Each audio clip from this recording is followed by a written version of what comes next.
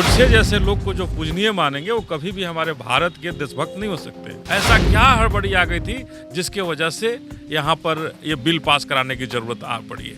अडानी और अंबानी के सुपुर्द करने की भारतीय जनता पार्टी की तैयारी है, इसीलिए ये लोग ऐसा कह रहे हैं। आज बिहार में यही एमएसपी कानून खत्म हुआ है जिसका खामियाजा बिहार भुगत रहा है। जो लागत है वो लागत नहीं मिल रही है और ये सरकार कह रही थी कि हम दुगना देंगे, तीन गुना देंगे। ये मोदी और नीतीश कुमार को सामने आने की जरूरत है। आप देख रहे हैं लाइव सिटीज, मैं हूं वसीम खान। अभी मैं गर्दनीबाग धरना स्थल पर हूं और यहां पर जनतांत्रिक विकास पार्टी के राष्ट्रीय अध्यक्ष अनिल कुमार जी धरना पे बैठे हैं। आपको बता दें, कृषि बिल के विरोध में तमाम जो विपक्षी खेमा है कहीं ना कहीं केंद्र सरकार पर निशाना साध रहा है और लगातार जनतांत्रिक विकास पार्टी कृषि बिल के विरोध में लगातार मोर्चा खोल रहे हैं।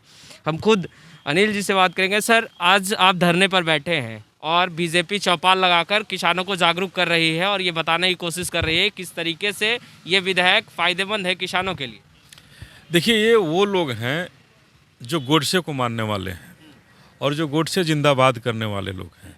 ये भारतीय जनता पार्टी के लोग गोडसे के समर्थक हैं, गोडसे को पूजनीय मानते हैं और गोडसे जैसे लोग को जो पूजनीय मानेंगे वो कभी भी हमारे भारत के देशभक्त नहीं हो सकते हैं। इसलिए किसान के हित में ये कभी फैसला नहीं कर सकते हैं। ये किसान नहीं, ये दलाल अडानी और अंबानी के हित में ये कानून है और उसी काला कानून के लिए पूरा देश जल रहा है। लेकिन नरेंद्र मोदी के सांसद, नरेंद्र मोदी जी के जितने मंत्री हैं, ये भारत की जनता को गोल मोल जवाब दे करके घुमा रहे हैं, फिरा रहे हैं कि ये कानून किसानों के हित में है। अगर किसानों के हित में है, किसानों के इतने बड़े समर्थक आप हो रहे हैं, तो रात के अंधेरे में जब भारत कोरोना में के संक्रमण से चारों तरफ से घिरा हुआ था, उस परिस्थिति में ऐसा बिल पास करने की क्या ज़रूरत पड़ी थी?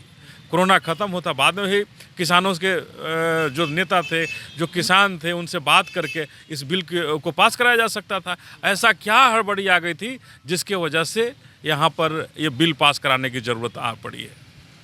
वो बीजेपी का कहना है कि बिचौलियों से बचाने के लिए और कहीं ना कहीं किसान स्वतंत्र रहेंगे और स्वतंत्रता के साथ वो कार्य कर पाएंगे। इन तमाम चीज़ों को मद्देनज़र ये बिल लाया गया है। देखिए, ये देश को अडानी और अंबानी के हाथ में बेचने की तैयारी है।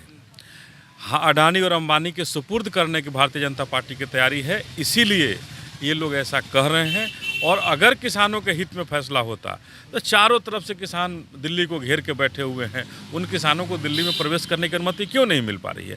आज बिहार में यही एमएसपी कानून खत्म हुआ है जिसका खामियाजा बिहार भुगत रहा है कि आज धान लेने वाला 1100 और 1200 के दर में भी बिहार में कहीं कोई नहीं मिल रहा है। किसान लाचारी में अपना धान खेत में ही छोड़ रहा है।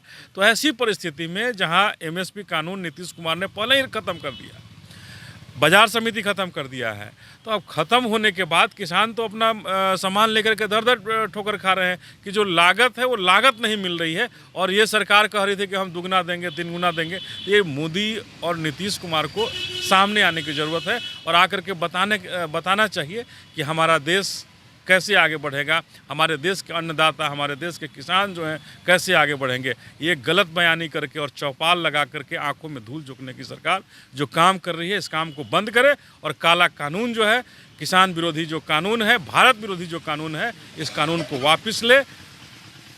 वापस ले। संजय जायसवाल जो बिहार बीजेपी के प्रदेश अध्यक्ष हैं, उन्होंने कहा है कि दिल्ली में जिस तरीके से प्रदर्शन हो रहा है, शर्जील इमाम और उमर खालिद के पोस्टर दिखाए जा रहे हैं, इससे साफ जाहिर हो रहा है कि राष्ट्र विरोधी ताकतें किसानों को उकसाने में लगी। देखिए, ये बड़ा आंदोलन है।